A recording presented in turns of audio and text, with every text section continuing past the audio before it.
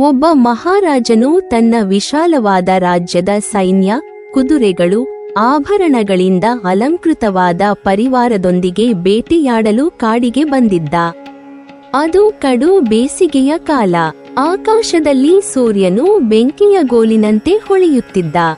ಕಾಡಿನೆಲ್ಲೆಡೆ ಹಸಿರು ಮರಗಳು ಒಣಗಿ ಎಲೆಗಳು ಬಾಡಿ ನೆಲದ ಮೇಲೆ ಬಿದ್ದಿದ್ದವು. ನದಿಗಳು ಕುಗ್ಗಿ ಕೆರೆಗಳು ಬತ್ತಿ ಹೋಗಿದ್ದವು. ಪಕ್ಷಿಗಳಿಗೂ ನೀರು ಸಿಗದೆ ಮೌನ ಆವರಿಸಿದ್ದ ಕಾಡು ಒಂದು ರೀತಿಯ ವಿಷಾದದ ಚಿತ್ರವನ್ನೇ ಮೂಡಿಸುತ್ತಿತ್ತು.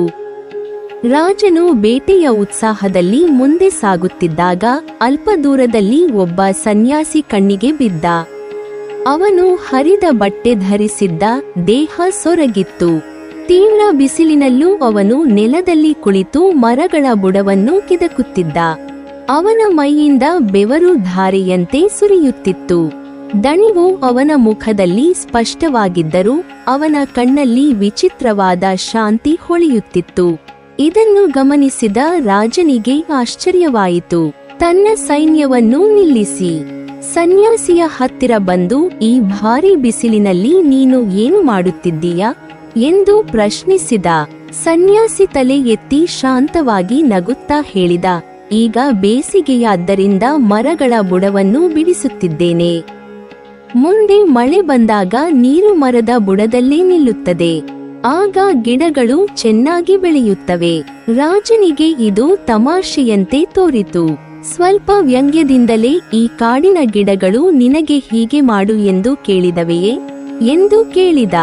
ಸನ್ಯಾಸಿ ಅದಕ್ಕೂ ನಗುತ್ತಾ, ಕೇಳಲು ಅವಕ್ಕೆ ಬಾಯಿ ಎಲ್ಲಿದೆ ಮಹಾರಾಜ ಎಂದು ಉತ್ತರಿಸಿದ.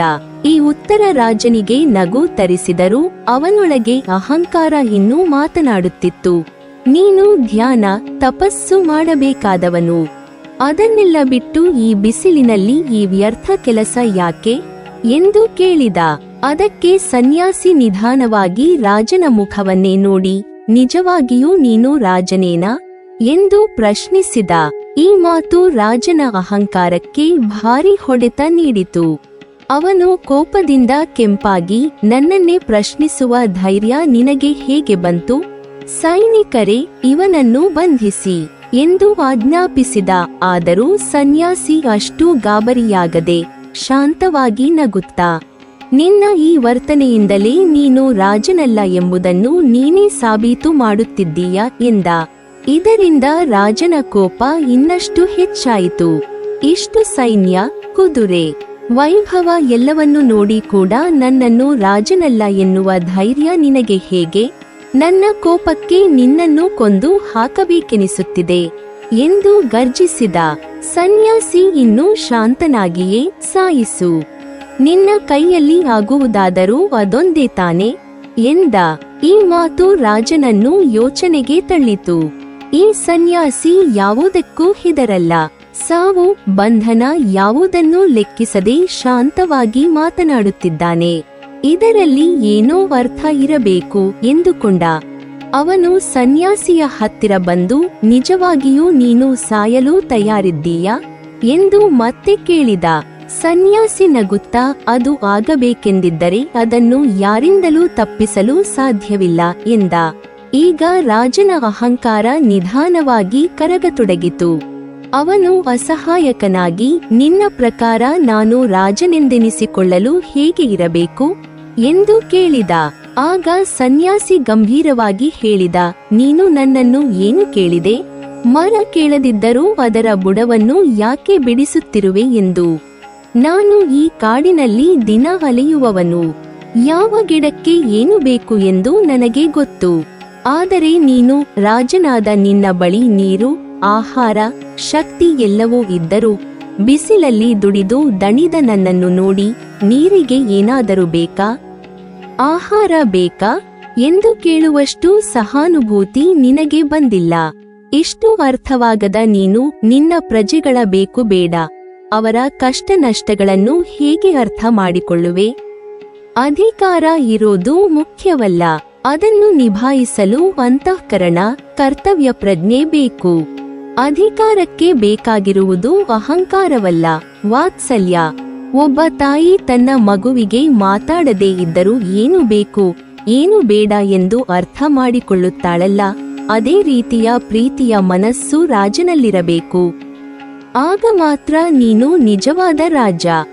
ಆಗ ಮಾತ್ರ ನಿನ್ನ ಸ್ಥಾನಕ್ಕೆ ಸಾರ್ಥಕತೆ. ಈ ಮಾತುಗಳು ರಾಜನ ಹೃದಯವನ್ನು ತಟ್ಟಿದವು. ಅವನ ಕಣ್ಣುಗಳಲ್ಲಿ ಪಶ್ಚಾತ್ತಾಪ ಮೂಡಿತು. ಏನೂ ಮಾತಾಡದೆ ಸನ್ಯಾಸಿಯ ಮುಂದೆ ತಲೆ ತಗ್ಗಿಸಿದ.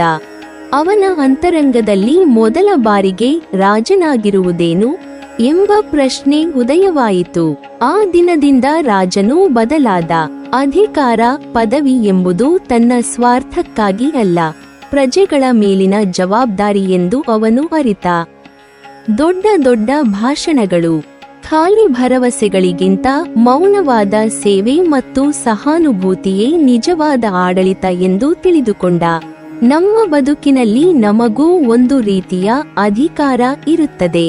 ಅದು ಹುದ್ದೆಯ ರೂಪದಲ್ಲಿರಬಹುದು, ವಯಸ್ಸಿನ ರೂಪದಲ್ಲಿರಬಹುದು, ಅನುಭವದ ರೂಪದಲ್ಲಿರಬಹುದು, ಅಥವಾ ಜ್ಞಾನ, ಹಣ, ಶಕ್ತಿ ಯಾವುದಾದರೂ ಆಗಿರಬಹುದು. ಈ ಅಧಿಕಾರ ನಮ್ಮನ್ನು ಇತರರಿಗಿಂತ ಮೇಲು ಎಂದು ಭಾವಿಸುವಂತೆ ಮಾಡಿದಾಗಲೇ ಸಮಸ್ಯೆ ಆರಂಭವಾಗುತ್ತದೆ. ಕಥೆಯಲ್ಲಿನ ರಾಜನು ತನ್ನ ಸೈನ್ಯ, ವೈಭವ, ಬಲವನ್ನು ನೋಡಿ ತಾನೇ ರಾಜನೆಂದು ಭಾವಿಸಿದ್ದ. ಆದರೆ ಸನ್ಯಾಸಿ ಅವನಿಗೆ ತಿಳಿಸಿದಂತೆ ನಿಜವಾದ ರಾಜತ್ವ ಹೊರಗಿನ ಚಿಹ್ನೆಗಳಲ್ಲಿ ಅಲ್ಲ, ಒಳಗಿನ ಗುಣಗಳಲ್ಲಿ ಇದೆ. ಅದೇ ರೀತಿ ನಮ್ಮ ಜೀವನದಲ್ಲಿಯೂ ಸ್ಥಾನಮಾನಕ್ಕಿಂತ ಮೊದಲು ಮಾನವೀಯತೆಯನ್ನು ಉಳಿಸಿಕೊಂಡಾಗ ಮಾತ್ರ ನಾವು ನಿಜವಾದ ಅರ್ಥದಲ್ಲಿ ದೊಡ್ಡವರಾಗುತ್ತೇವೆ. ಈ ಕಥೆಯ ಮತ್ತೊಂದು ಮಹತ್ವದ ತತ್ವಾರ್ಥ ಎಂದರೆ ಕೇಳದೆ ಅರಿಯುವ ಸಂವೇದನೆ. ಸನ್ಯಾಸಿಗೆ ಮರಗಳು ಏನೂ ಕೇಳಲಿಲ್ಲ, ಆದರೂ ಅವುಗಳಿಗೆ ಮುಂದೆ ಏನು ಬೇಕಾಗುತ್ತದೆ ಎಂಬುದನ್ನು ಅವನು ಅರಿತು ಕೆಲಸ ಮಾಡುತ್ತಿದ್ದ. ಜೀವನದಲ್ಲಿಯೂ ಇದೇ ತತ್ವ ಅನ್ವಯಿಸುತ್ತದೆ. ನಮ್ಮ ಸುತ್ತಮುತ್ತಲಿರುವ ಎಲ್ಲರೂ ತಮ್ಮ ಕಷ್ಟವನ್ನು ಹೇಳಿಕೊಳ್ಳಲಾರರು. ಮನೆಯವರು, ಸಹೋದ್ಯೋಗಿಗಳು, ಸ್ನೇಹಿತರು ಅಥವಾ ನಮ್ಮ ಅಧೀನದಲ್ಲಿರುವವರು ಮೌನವಾಗಿ ಸಹನೆ ಹಿಡಿದುಕೊಂಡಿರಬಹುದು.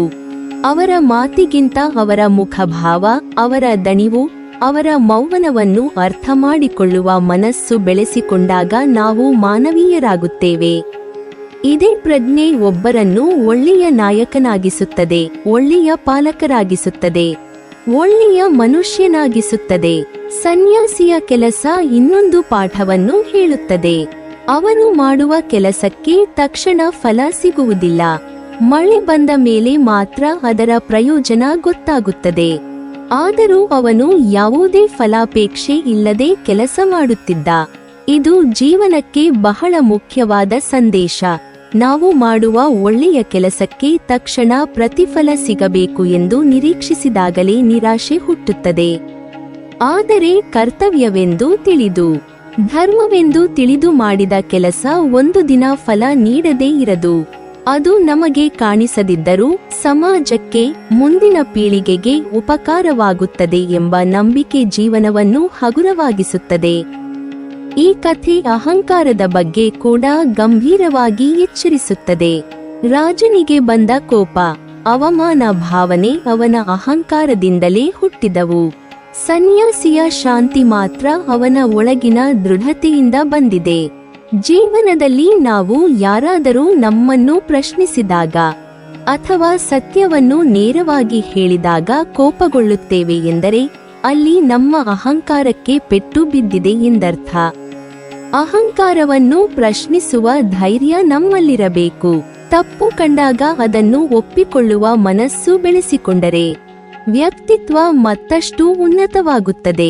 ಸನ್ಯಾಸಿಯ ಭಯರಹಿತ ಶಾಂತಿಯು ಜೀವನಕ್ಕೆ ದೊಡ್ಡ ಪಾಠ. ಸಾವು ಬಂದರೂ ಅವನು ಹೆದರಲಿಲ್ಲ, ಏಕೆಂದರೆ ಅವನು ತನ್ನ ಬದುಕನ್ನು ಸತ್ಯದ ಮಾರ್ಗದಲ್ಲಿ ನಡೆಸುತ್ತಿದ್ದ.